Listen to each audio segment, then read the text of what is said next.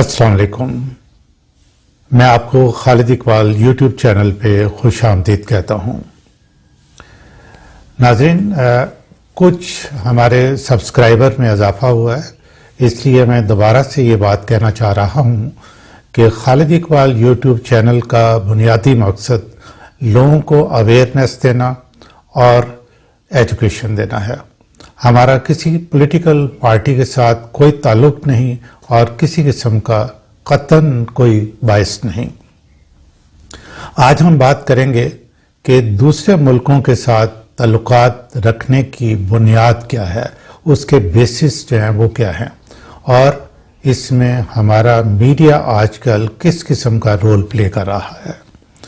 ناظرین، دوسرے ملکوں کے ساتھ تعلقات رکھنا اور انہیں آسان طریقے سے نبھانا آج کے دور میں ایک انتہائی مشکل آرٹ ہے، بلکہ یوں کہوں گا کہ سائنٹیفک آرٹ ہے. آپ ٹیلی ویژن کی سکرینز اور اخبارات کے کالموں میں بہت کچھ پڑھ رہے ہوں گے. یوں لگتا ہے کہ ساری وزڈم تجزیہ نگاروں اور اینکرز کے پاس ہے، اور وزارت خارجہ جن کا یہ کام ہے، یعنی گورنمنٹ کی مشینری، کابینہ، وزیر اعظم، یہ سارے لوگ کم علم، نالائق اور کوتاہ اندیش ہیں اور فورن پالیسی کے بارے میں قطعاً کچھ نہیں جانتے. ناظرین، میرا آپ سے سوال ہے کہ کیا یہ حقیقت نہیں کہ ہمارے اخبارات اور ٹیلی ویژن کی سکرینز کا کاروبار منفی اثرات پھیلانا، یعنی نیگیٹیوٹی پھیلانا اور اپنے کاروبار کو دوام دینا ہے؟ کیا یہ ایسا نہیں ہے؟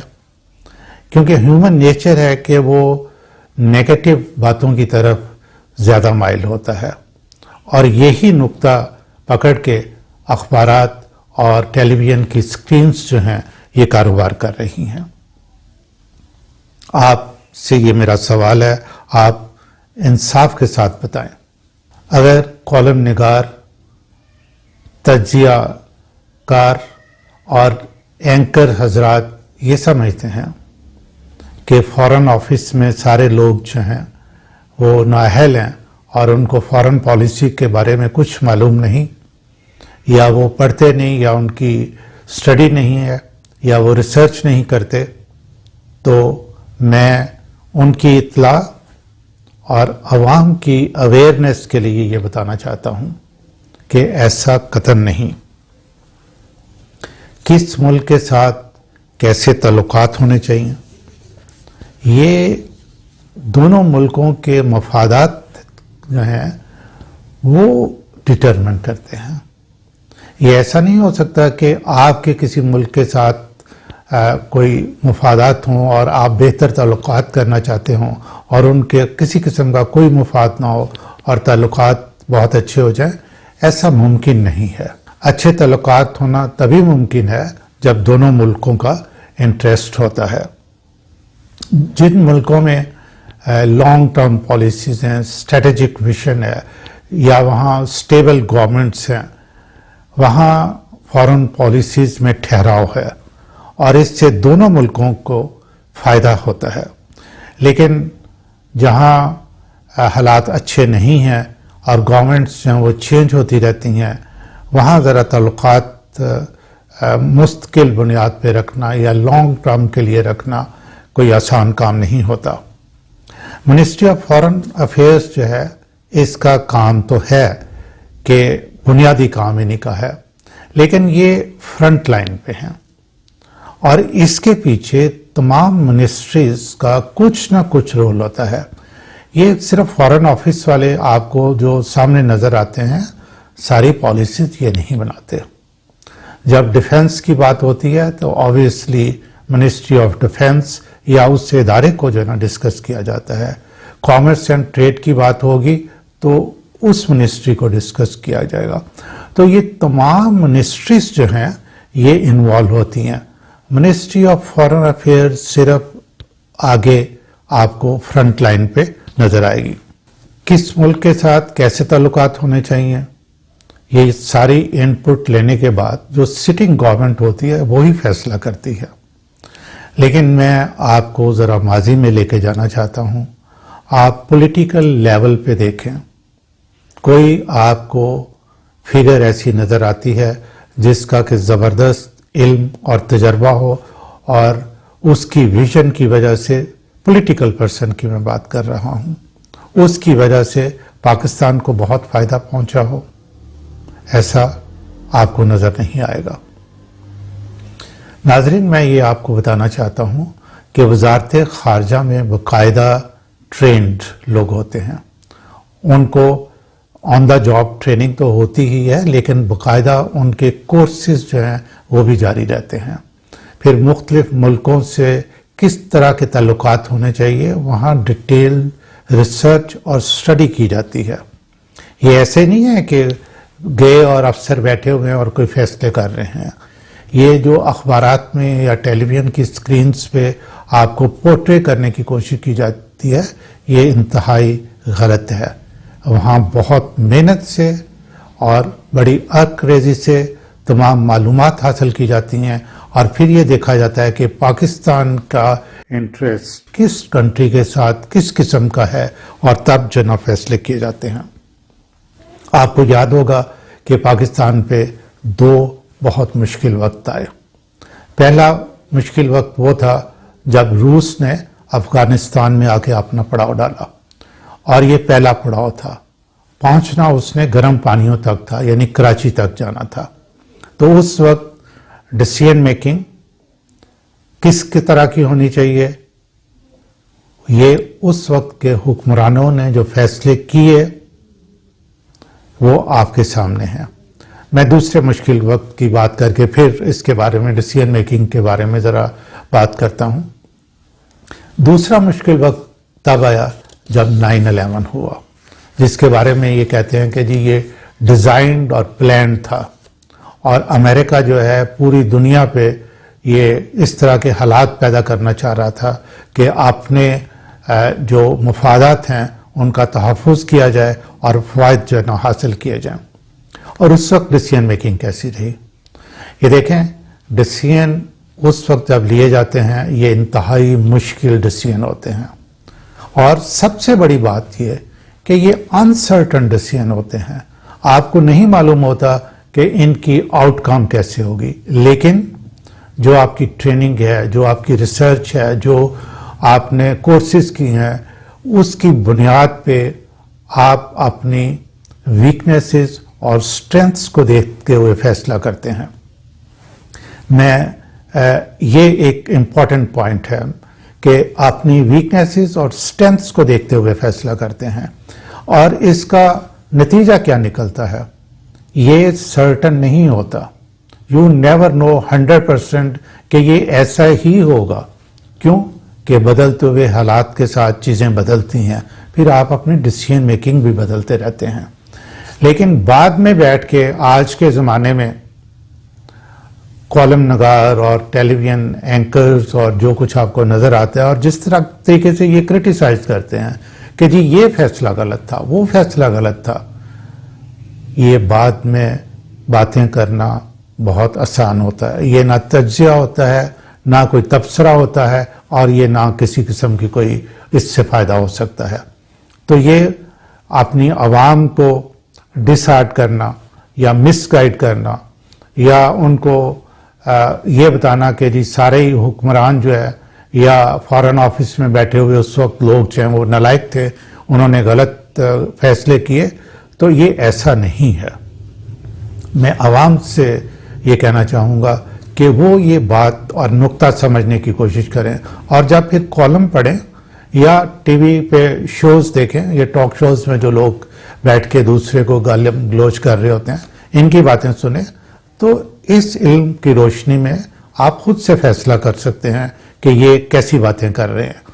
تو میں پاکستان کے بارے میں آتا ہوں کہ اگر پاکستان کے جو سٹنگ گورنمنٹ ہے یا وزارت خارجہ ہے، انہوں نے جو ڈیسیژنز لینے ہیں تو پہلے انہوں نے دیکھنا ہے کہ جی ہماری سٹرینتھس کیا ہیں، ویکنیسز خاص طور پہ جو ہے نا وہ دوسرا ملک دیکھے گا کہ ان کی ویکنیسز کیا ہیں.